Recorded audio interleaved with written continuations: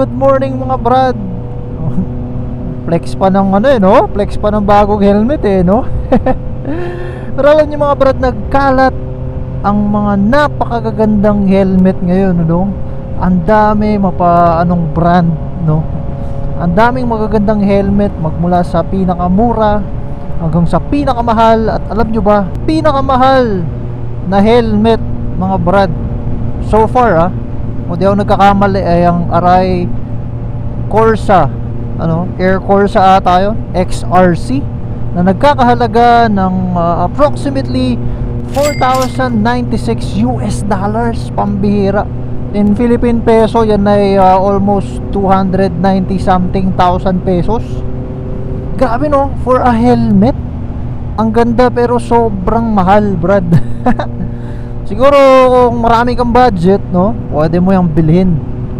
And if kailangan mo talaga, siguro pag magre-race track ka ganyan, or kakarera ka, or ewan ko. Pero kung gusto mo talaga, why not, 'di ba? If you have the means to buy it, why not? Go ahead, brad. Sana all. But yung safety ba ng ulo mo ay nakadepende sa presyo ng helmet mo o sa brand ng helmet mo, no? Mas mahal ba mas maganda? Mas mahal ay mas safe?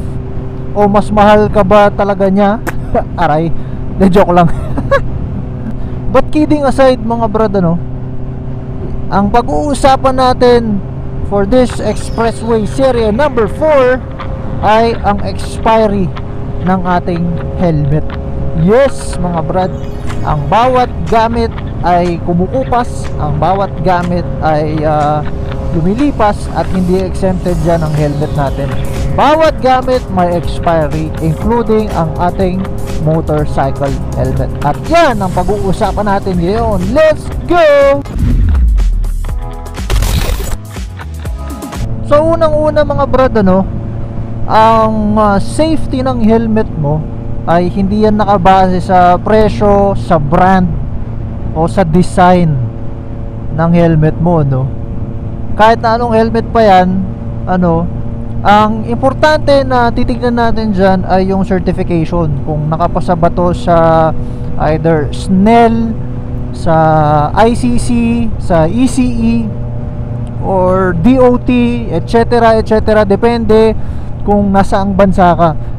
At makikita natin yung mga certification na yan mostly nasa back part ng helmet, nasa bandang ibaba ng batok part ng helmet. Diyan mo makikita kung ano yung certification ng helmet mo, At regardless kung magkano yan, if yan ba yung pinakamura o pinakamahal na helmet, as long as pasado yan sa mga certifications na nabanggit natin, safe yan. Siguro lahat ng mga binibentang helmet talaga sa market ngayon ay certified safe na talaga. For example na lang nitong aking helmet which is yung HJC, alam ko ECE tsaka DOT, ICC, DOT, hindi ko sure. Pero either of those, pasado ang ating HJC helmet. Uy, shoutout Ducati. Sa mga subscribers, subscribers and followers natin, sa mga kabrad natin dyan, ayaw kong tawaging subscribers and followers gusto ko sabihin mga kabrad, para less formal, mga kabrad natin dyan, na nanonood ng mga vlogs, mapapansin nyo siguro yung aking Ironman helmet, yung Bell Raystar Flex DLX, na carbon. Yun yung talagang main helmet ko before tong HJC, and yung helmet na yun mga brad, that was produced year 2019. Yes, so 19, 20, 21, 22, 23, 24, so 5 years na siya. In short, expired na yung helmet. May expiry pala yung helmet. Yes mga brad, marahil alam mo na to, pero para sa mga kabrad natin na hindi alam, yes, merong expiry ang mga helmet natin. Hindi exempted doon yung helmet natin. So yung helmet kong Bel-Ray Starflex DLX Carbon paulit-ulit, no, ay expired na kasi pang 5 taon niya na ngayon, no. So paano ba natin malalaman if expired na yung helmet o hindi pa, no? Yan ang pag-uusapan natin ngayon mga brad. At huwag kayong mag-alala. Huwag kayong mag-alala.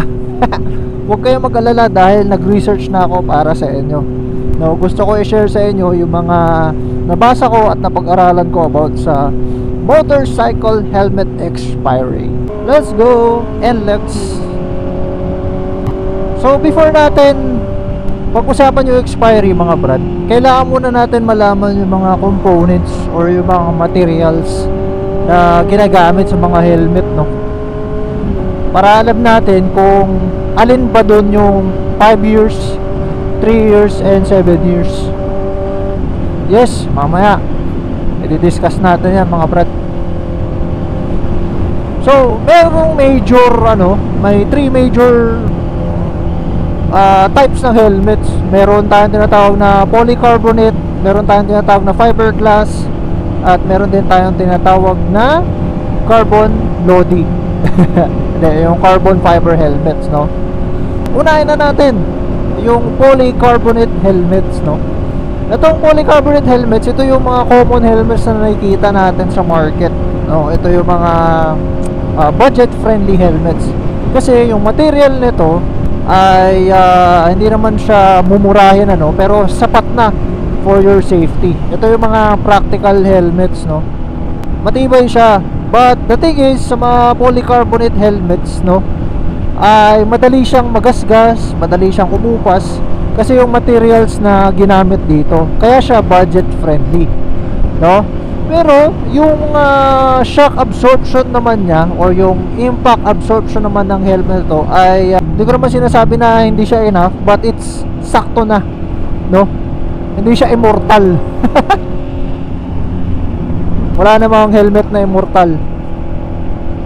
So ang kagandahan dito sa mga polycarbonate na to ay okay yung absorption niya ng mga impact, but ang cons or yung kumbaga disadvantage ng mga polycarbonate helmets, sila yung mas mabibigat kesa sa fiberglass at carbon lodi.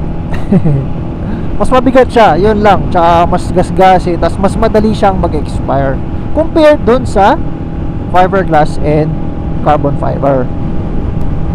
But then again, it's budget friendly. So, di ba? What you buy is what you get. Tama ba yun? And next, yung mga fiberglass helmets, no? Ang difference naman ng fiberglass helmets, mga brad, kesa sa polycarbonate is yung durability. Yes, mas matibay ang fiberglass kaysa sa polycarbonate, no. Mas matibay yung materials, mas shock absorbent, no. Mas okay siyang pumikap ng impact, no, in case na alam niyo na mangyari yung hindi inaasahan, mangyari yung worst case scenario. But I pray na hindi mangyari yun, no mga brad, as much as possible, diba? So yun ang difference ng fiberglass. Mas premium yung materials na ginamit sa fiberglass. So mas premium, mas matibay, mas tumatagal, no, and mas less siya sa gasgasin. Baga mas gasgasin yung polycarbonate kaysa sa fiberglass. Given na fiberglass siya, mas mahal siya kaysa sa polycarbonate kasi syempre mas maganda yung materials, mas premium yung materials, kaya ganun na lamang yung price difference nila. And last but not the least, no, dun sa tatlong pag-uusapan natin ay yung carbon fiber o yung sana all ng lahat, no, carbon lodi. Ayun kasi kadalasan ang gusto ng karamihan, and ako rin naman, di ako exempted doon. Mas gusto ko rin talaga yung carbon fiber kasi ang carbon fiber, mga brad, yan ang pinakamagaan sa tatlong pinag-usapan natin. Maliban sa magaan, yung materials na ginamit dyan ay talaga namang premium pa sa premium, no? Kasi magaan siya, pero matibay. Syempre, it comes with a cost. No, ito yung pinakamahal sa tatlong pinag-usapan natin, ano, generally. Kasi may mga polycarbonate na branded pero ang mamahal eh. Meron din naman mga carbon fiber na mura, no, na branded, no. So, generally speaking, pinakamahal na material ay carbon fiber. Si Paul, oh. Ten mo yan? Bigay mo sa kanya, oh. Sama?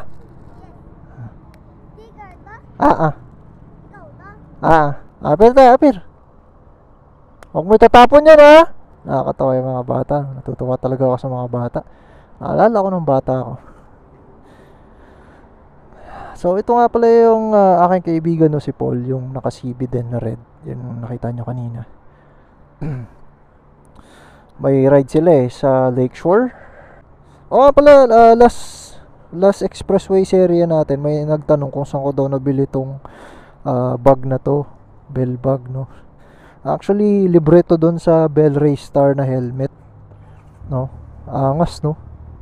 Pambira. Ang mahal ba naman na helmet eh. Sapat lang na magbigay sila ng ganitong kagandang bag. So helpful yan sa akin kasi yan ang nagagamit ko pag bibiyahe ako. Pinagalagyan ko ng mga damit, mga gamit. Ayan, tapos meron akong strap dito. Ayan, para hindi siya balaglag. So ilang beses ko na rin naman na itong binahe. Ayan, safe naman siya kahit mukhang hindi. Sinuot ko na rin mga brad yung aking earplugs. Nakalimutan ko kanina eh. Ngayon ko na sinuot para protected ang ating tenga.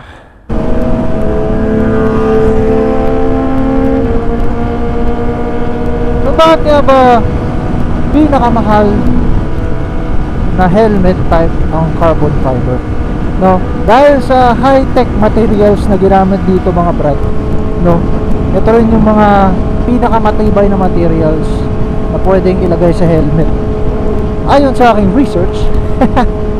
Wow, researcher. Boy research, no? Tapos, kahit matibay, magaan siya. Kaya siya mahal. No? Kasi, isipin mo, pambira, matibay na nga, tas magaan pa. Diba? Compared sa polycarbonate at fiberglass, carbon fiber ang pinaka magandang helmet sa tatlong yan. Kung kaya hindi siya budget friendly, para lang to dun sa may maraming budget at may pangkaskas ng credit card. Aray, para ako yun Pero kidding aside mga brad, napakaganda ng carbon fiber. Kasi yung carbon fiber, dahil nga matibay siya, no, yung lifespan niya ay matagal. Plus, hindi siya basta-basta nagagasgas, hindi siya basta-basta na nadident gaya ng fiberglass. And the thing is, ang carbon fiber ay mas magaan kaysa sa fiberglass. Kaya ito nag-contribute sa price niya. Yun si Paul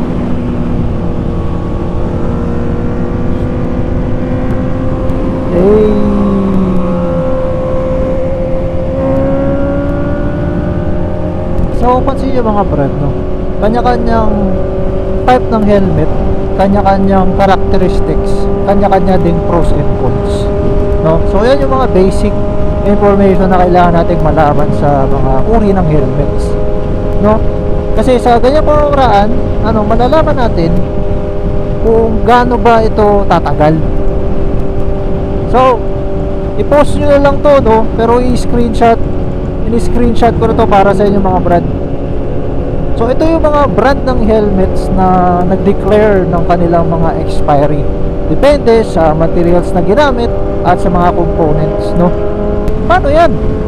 Kagaya ko, bumili ako ng helmet 2023, pero yung production date niya ay 2021, no? Paano yung ganung kaso, brad? Marami tayong case scenario na kailangan i-consider, no? Kasi dyan na papasok yung environment, no? Like mga elements, ayan. Kasi ang number one na kalaban ng ating helmet ay ang UV rays or yung araw, Eh how much more kapag naulanan ka pa, di ba? Tapos at naarawan ka at the same time. Di ba? May ganun eh, yung mga araw tapos biglang uulan sa ride. Di ba? Na-experience nyo na ba yun mga brad? Ako ilang beses na rin naka-experience nun dun sa Bell na helmet natin. Kaya isa yun sa mga nagde-degrade ng helmet, no? Isa yun sa nagko-contribute para mag-expire yung helmet mo. Kasi syempre yung materials na ginagamit natin, kumukunat yan, lumulutong. So, di ba? In the event na magkaroon ng impact, no? Mas bumababa yung quality niya. Pero hindi naman agad-agad, no? Gaya nga sabi ko, nagko-contribute, no? So, nagpo-progress yun as time passes by. Hindi naman ibig sabihin na naarawan ako ngayon, hindi na pwede ito. Di ba? Hindi naman ganoon, no? Another thing, kapag yung helmet mo nabagsak mo ng medyo mataas-taas, tapos gumulong kasi may medyo pabinog eh, di ba? Isa rin yan sa nagko-contribute ng expiry ng helmet mo. Lalong-lalo na kapag nalaman ng misis mo kung magkano yung totoong presyo ng helmet mo, tapos pinukpok sa ulo mo. Naku, Brad, baka pati ikaw mag-expire na. So, hindi naman porque sinabing 3 years, 3 to 5 years, or 7 years, doon ka na magbe-base. Syempre, dahil nga nasabi ko kanina, maraming factors talaga dyan mga brad. Like, example, na araw-araw kang naarawan, araw-araw kang nauulanan, sipon, ubo, pawis, di ba? Nagko-contribute yan mga brad sa expiration ng ating helmet. Tsaka yung mga maliliit na bato na tumatama sa helmet, lalo na sa expressway, nako, nakakapag-contribute din yan mga brad sa expiry ng helmet mo. Kaya yung Bell ko na production date 2019, masasabi ko expired na yon kasi kahit na every weekend ko lang siyang ginagamit, yung mga factors na nagko-contribute dun, init, araw, tapos long ride, tapos lalo na nung Boss Ironman, kasi lahat na experience ko na dun eh. Natalsikan ng bato, alam mo yun, naarawan, naulanan, tapos naarawan ulit, tapos ginabi. No? So kahit na gaano kaganda yung helmet mo, kahit na anong brand nito, kahit na gaano pa yan kamahal, pag dinaanan niya yung mga ganyang factors, malalaman at malalaman mo sa sarili mo na kailangan niya na mag-retire, diba? So generally speaking mga brad, lalo na dito sa atin sa Pilipinas, no, masasabi natin na in general, again, at least 5 years yung helmet bago siya palitan, no? Kayo na nakakaalam yan kasi personal helmet na yan. So after 5 years, dapat ma-replace mo na siya, no? Yun yung pinaka-safest sa mga helmets natin, no? Paano brad kung bumili ako ng second hand, 'di ba? Siguro baka nasagi sa isip niyo 'yun. Yan ang hindi ko masasagot mga brad. Kasi hindi natin alam kung ano yung nangyari sa helmet na yan eh. Hindi natin alam kung ano yung pinagdaanan yan, o naulanan ba yan, nabagsak ba yan, or what, 'di ba? Hindi natin alam, wala tayong idea. Sport bikers. So if plano mo brad na bumili ng second hand na helmet, make sure na check mo yung production date. Pangalawa, pinaka-importante sa lahat, dapat kilala mo yung magbebenta sa iyo. Dapat trusted mo yan. Either tropa mo, di ba? Or talagang maaasahan mo na magsasabi ng totoong case ng helmet. Kasi hindi naman lahat may pambili ng brand new, di ba? Hindi naman lahat may budget, no? Pero lahat tayo gusto natin ng magandang helmet, at most importantly yung safe na helmet. So paano naman yung ganun sa case scenario ko, no? Yung helmet na binili ko, itong HJC na carbon, is production date niya 2021. Pero ginamit ko lang siya ng 2023, no? Average ng carbon HJC ay 5 years. Average siya yung carbon, no? So masasabi ko na mag-expire siya ng 2026. Bakit? Una, no, nung 2021, hindi naman siya na-expose sa environment, hindi siya na-expose sa mga elements, no. Na-expose lang siya 2023. So kumbaga yung shelf life niya hindi siya nagamit. So pwede natin i-consider na 2026 kasi pangalawa ay ginagamit ko lang naman siya tuwing babiyahe ako ng Pangasinan. So most likely mga ano lang yan, once or twice a month. So kumbaga mamaximize ko yung lifespan ng helmet. Sport bikers, oh.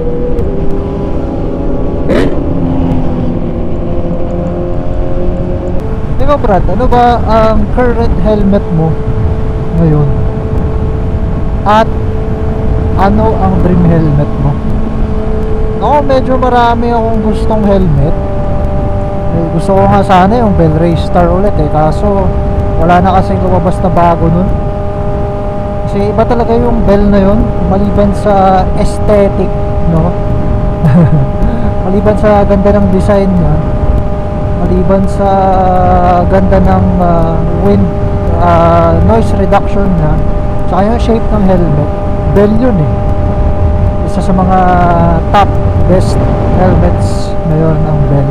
Meron pa akong gustong helmet yung RX-7X ng Arai, kaso yung presyo niya Arai din So mga Brad, kung nakatulong sa'yo tong vlog na to or may natutunan ka man lang, no, kahit papano dito sa vlog na to, baka naman Brad, no, baka naman worthy na ako dyan sa pag-subscribe mo, pag-like mo at pag-comment mo na sa vlog na to, no? Or if meron kang input na hindi ko nabanggit sa pinag-usapan natin, Brad, feel free daw to comment down para naman, di ba, ay matutunan ako, no?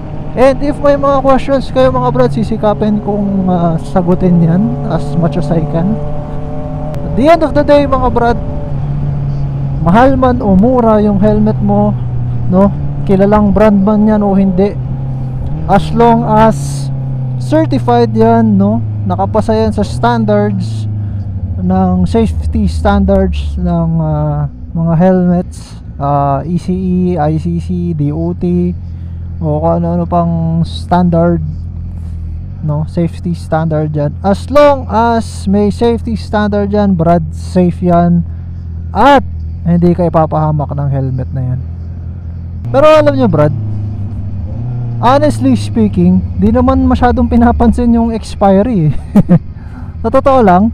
So sa mga nagbebenta or bibili, no, check po natin yung mga production date kasi para sa atin din yun, para sa safety natin. So this calls for the ending of our expressway series number 4. Muli, maraming salamat sa inyo mga Brad. Ano kaya ang susunod na pag-uusapan natin sa ating expressway series? Suggest kayo kung anong gusto nyo pag-usapan natin at pag-aaralan ko mga Brad. Syempre, no, hindi naman ako nagsasabi sa inyo ng putyo-putyong informasyon lamang, no. Lahat ng sinabi ko sa inyo mga Brad ay talagang ni-research ko yun. Kasi syempre, ayoko rin naman mapahiya sa inyo at magsasalita na rin lang ako dito, no. Kailangan yung totoo, diba? Then again, maraming salamat mga Brad. Tapusin ko na dito yung vlog. Please like and share and subscribe kung ikaw ay natuwa sa vlog na to. Maraming salamat. Feel free to watch my other vlogs mga Brad.